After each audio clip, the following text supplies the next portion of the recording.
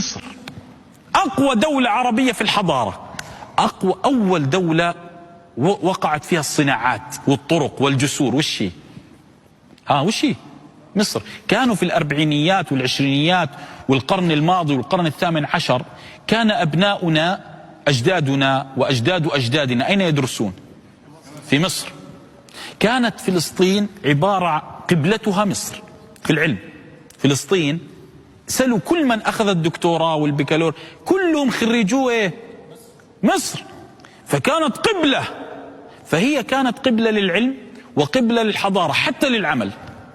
لهذا تجد مثلا كانت مصر يعمل فيها من فلسطين والأردن والسودان، صح ولا لا؟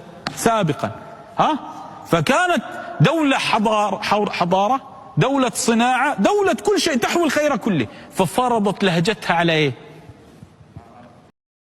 لايكي